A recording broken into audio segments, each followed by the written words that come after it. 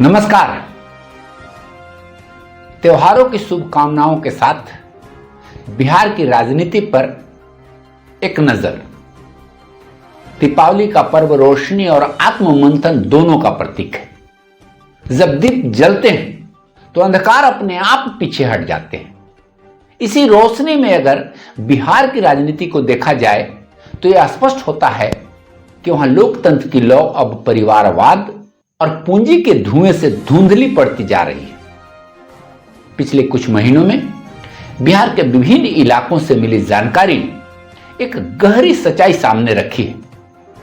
जनता की आवाज, कार्यकर्ताओं का संघर्ष और विचारधारा की राजनीति अब सत्ता के दरवाजे तक पहुंचने में बेबस नजर आते हैं।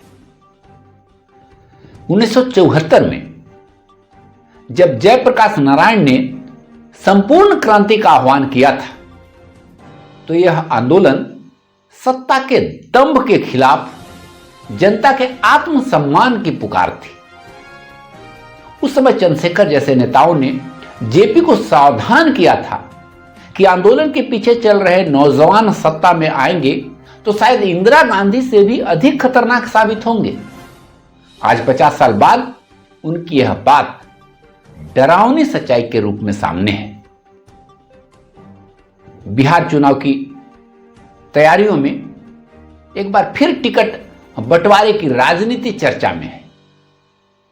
अब आरोप विचारधारा की नहीं बल्कि रेट पर लग रहे हैं। जिन लोगों ने पैसे देकर टिकट लिया वे चुपचाप हैं, लेकिन जिनसे टिकट छिन गया वे सबसे ऊंची आवाज में भ्रष्टाचार का शोर मचा रहे हैं। राजनीति अब संवाद से ज्यादा सौदेबाजी पर चल रही है और यह केवल किसी एक पार्टी की समस्या नहीं है। जहां राष्ट्रीय दलों में प्रक्रिया और जांच के नाम पर सौदा हो रहा है, वहीं क्षेत्रीय दलों में यह सब एक परिवार और एक व्यक्ति की मुहर पर निर्भर कर रहा है। बिहार और उत्तर प्रदेश की राजनीति में आज लगभग हर क्षेत्रीय दल एक ही परिवार के इर्द गिर्द सिमट चुका है। लालू यादव की पार्टी आरजेडी तेजस्वी यादव के नियंत्रण में है। एलजेपी चिराग पासवान के इर्द गिर्द घूम रही है।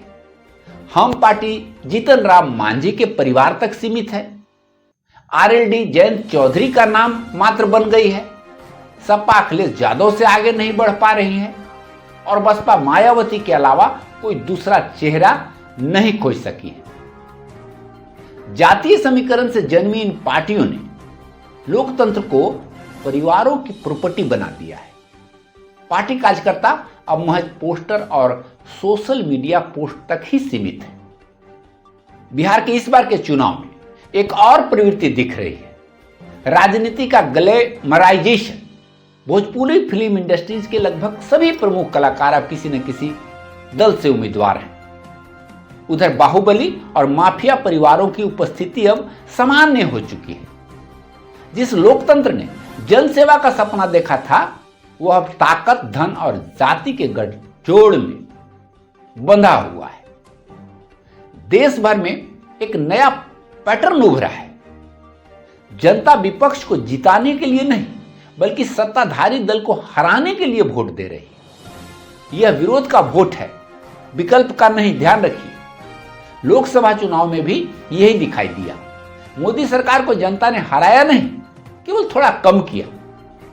विपक्ष को प्रधानमंत्री बनने के लिए नहीं बल्कि बीजेपी को चेतावनी देने के लिए वोट मिला।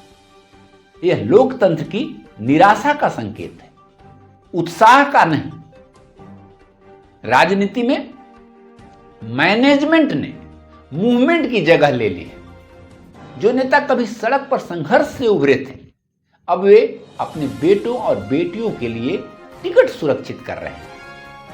युवा राजनीति अब कार्यकर्ताओं की नहीं वंशजों की पहचान बन चुकी है। अब बिहार जैसा राज्य जो आर्थिक रूप से पिछड़ा है वहां भी टिकट करोड़ों में बिकने लगे तो लोकतंत्र का सपना किस दिशा में जा रहा है, यह सवाल अपने आप में उठता है।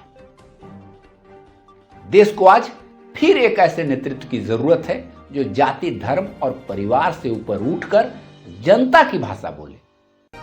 जब राजनीतिक दल विचारधारा से ज्यादा वंश और वित्त पर निर्भर हो जाएं, तब लोकतंत्र खोखला होने लगता है। संघर्ष, वैचारिकता और जनसंपर्क के दिन शायद पीछे छूट चुके हैं, लेकिन उम्मीद अभी भी बाकी है, क्योंकि हर बार अंधकार बढ़ता है तभी कोई दीप जलता है। बिहार का यह चुनाव केवल सरकार बदलने का नहीं, बल्कि राजनीतिक संस्कारों की परीक्षा है। अगर राजनीति परिवार के इर्द गिर्द घूमती रही तो जनता के हाथों से लोकतंत्र फिसल जाएगा। हमें याद रखना चाहिए, संपूर्ण क्रांति एक बार फिर जरूरी है। इस बार केवल सत्ता के खिलाफ नहीं, बल्कि उस मानसिकता के खिलाफ जो राजनीति को व्यापार बना चुकी है।